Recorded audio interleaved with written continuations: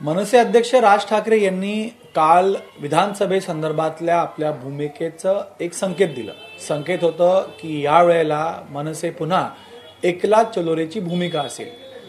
निवडणुकींमध्ये मनसे पूर्ण ताकदीनं जवळपास 200 किंवा प्लस जागा लढवण्याच्या तयारीत आहे, तसा आढावा घेण्यात आला आहे. आणि यावरती आता शिवसेना उद्धव ठाकरे गटाकडून टीका होते. स्वतः संजय राऊत यांनी मनसेच्या या भूमिकेसंदर्भात राज ठाकरे हे कशा प्रकारे मराठींच्या विरुद्ध परप्रांत्यांना किंवा जे हिंदी भाषिक आहेत त्यांना मदत करतायत का, असा सवाल उपस्थित केला. संदीप देशपांडे यावर चर्चा करण्यासाठी माझ्यासोबत आहेत. संदीप, ज्या प्रकारे संजय राऊत म्हणाले, तुम्ही जे करताय त्यानं मराठी माणसाचं नुकसान होईल आणि तुम्ही जे करताय त्यानं गुजराती किंवा जे भाजपचे ज्येष्ठ नेते आहेत त्यांना जे हवे ते तुम्ही करताय, तुमच्या भेटीनंतर सवाल उपस्थित केला. याला तुम्ही कसं उत्तर द्याल? मुळात संजय राऊत कोण आहे की ज्यांचे सर्टिफिकेट घ्यायची आम्हाला गरज आहे?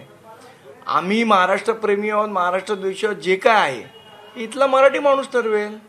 संजय राऊत म्हणजे मराठी नाही, संजय राऊत म्हणजे शिवसेना पण नाही. आता शिवसेना उभाट आहेत ते, त्यामुळे त्यांनी आम्हाला शिकवू नये. मुळात नंबर 1, 2009ला ज्या वेळेला रेल्वे आंदोलन आम्ही केलं की इथल्या स्थानिक भूमिपुत्रांना रोजगार मिळाला पाहिजे, इथल्या मराठी माणसाला रोजगार मिळाला पाहिजे, तेव्हा शेपटी घालून कोण बसलेलं घरी? हेच संजय राऊत ना, आणि हेच उद्धव ठाकरे बसलेले. मग हे आता आम्हाला शिकवणार? बरं, केम छो वरळी बोर्ड लावले, मग हे तुमचं महाराष्ट्र प्रेम होतं का तुम्हाला फक्त मतांची गरज होती म्हणून तुम्ही लावले? जिलेबीनी फाफडा, उद्धव ठाकरे आपडा, हे जे तुम्ही म्हणालात हे तुमचं महाराष्ट्र प्रेम होतं का? त्यामुळे मुळात मराठी माणसाचं प्रेम, महाराष्ट्र प्रेम हे आम्हाला ह्या फालतू लोकांकडनं शिकण्याची गरज नाही. जे 25 वर्ष सत्तेत होते महानगरपालिकेत, काय केलं महानगरपालिकेत? किती मराठी माणसांना कामं दिली यांनी?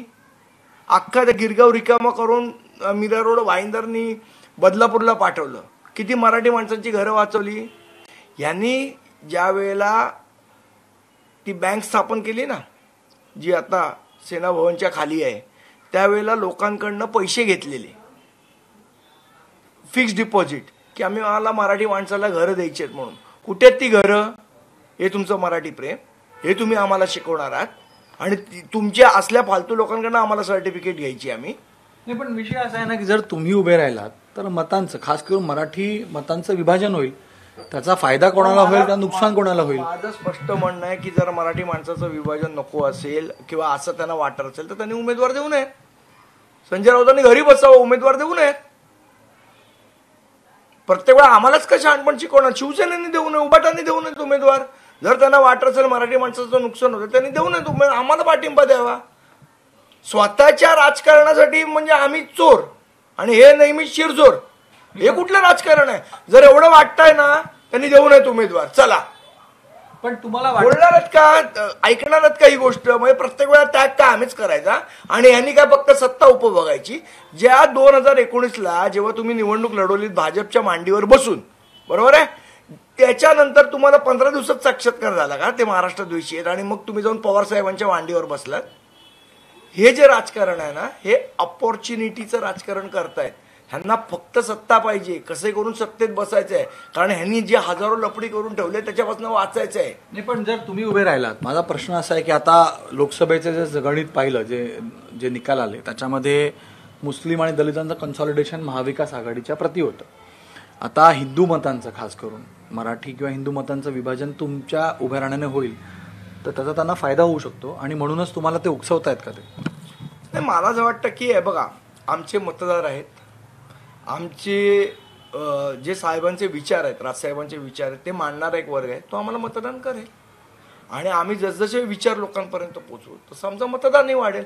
आम्हाला काय कोणाचं नुकसान किंवा कोणाच्या फायद्यासाठी उभे राहत नाही. आम्ही उभे राहतोय महाराष्ट्राच्या विकासाचे मुद्दे घेऊन.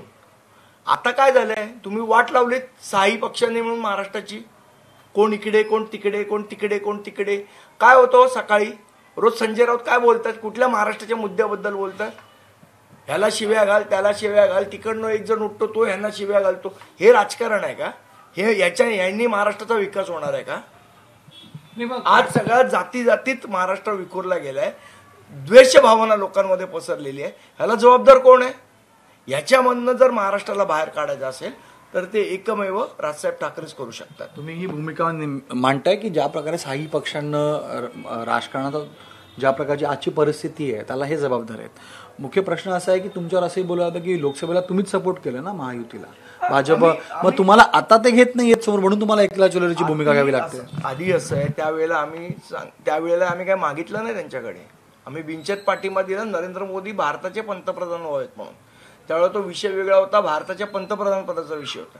आता विषय महाराष्ट्राच्या विधानसभेचा आहे. महाराष्ट्राच्या प्रश्न घेऊन जर इथलं नीट ती सत्ता राबवायची असेल तर महाराष्ट्र नवनिर्माण सेनेला उभं राहणं आवश्यक आहे. आणि लोकांची गरज आहे ना. लोकांना हे घाणेरडे चेहरे नको आहेत, यांची घाणेरडी भाषा नको आहे, संजय राऊतांची शिवराळ भाषा नको आहे. जर लोकांना ते नको असेल तर आम्ही पर्याय द्यायचा नाही. तुम्ही पर्याय देता म्हणजे तुम्ही असं म्हणताय की महायुतीसोबत जाणारच नाही, एकला चलोरच असेल का? आज सन्मान्य राजसाहेबांनी 225 ते 250 जागा सांगितल्या. त्या पूर्ण जागेवर आमची तयारी चालू आहे आणि सन्मान्य राजसाहेब जो आदेश देतात त्याप्रमाणे आमचं काम चालू आहे. भविष्यात महायुतीसोबत जाण्याची तयारी असेल ना तुमची, कारण सोबत होतात ना. आता तुमचे विचार मिळाले, ज्या पद्धतीनं तुम्ही आतापर्यंत पक्षामध्ये झेंडा बदलला, पक्षाची एक प्रश्न भूमिका बदलली, त्यानंतर तुम्ही हिंदुत्वाच्या नावानं महायुतीसोबत गेलात, तर आताही तीच महायुती आहे आणि तुमचा तोच हिंदुत्वाचा मुद्दा आहे, तर पुन्हा एक का होत नाही विधानसभेला? झालात तर सोबत लढाल? मुळात असं आहे, जर एक का होत नाही किंवा काय, मला असं वाटतं आमची भूमिका स्पष्ट आहे. आत्ता या क्षणाला कुठले जर तर इफ्स बट्स याला आम्हाला प्रश्नांना उत्तर द्यायची नाहीत. आम्हाला आमच्या विधानसभेची तयारी करायची, कारण लोकांची मागणी आहे मनसेचा उमेदवार उभा राहिला पाहिजे, आम्हाला त्याला मतदान करायचं ही लोकांची मागणी आहे आणि म्हणून आम्ही सगळ्या ठिकाणी उमेदवार मग दरवाजे बंद केले महायुतीसोबतचे. मी तुम्हाला म्हटलं ना, जर तरच्या प्रश्नाला माझ्याकडे आत्ता उत्तर नाही. त्याचा निर्णय राजसाहेब घेतील ज्या वेळेला जर तशी वेळ आली तर. आत्ता आम्ही 225 ते 250 जागांची तयारी करतोय आणि लोकांचा प्रचंड असा आम्हाला रिस्पॉन्स आहे, त्याप्रमाणे आमची तयारी चालू आहे. तर संदीप देशपांडे इथं म्हणतात की ज्या प्रकारे महाराष्ट्राच्या सध्याच्या राजकारणाची परिस्थिती आहे त्याला हे 6 पक्ष जबाबदार आहेत. महाराष्ट्राचा नागरिक, महाराष्ट्राची जनता या घाणेरड्या राजकारणाला कंटाळली आहे. एक पर्याय म्हणून मनसे आता उभी राहते आणि म्हणून यंदा मनसे पूर्ण ताकदीनं विधानसभा निवडणुकीत आपले आमदार निवडून आणेल आणि ह्या राजकारणापासून लोकांना एक ब्रीदिंग स्पेस देईल असा विश्वास त्यांना आहे. कॅमेरामॅन दीपेश महाजनसह गणेश ठाकूर, एबीपी माझा, मुंबई. एबीपी माझा, उघडा डोळे बघा नीट.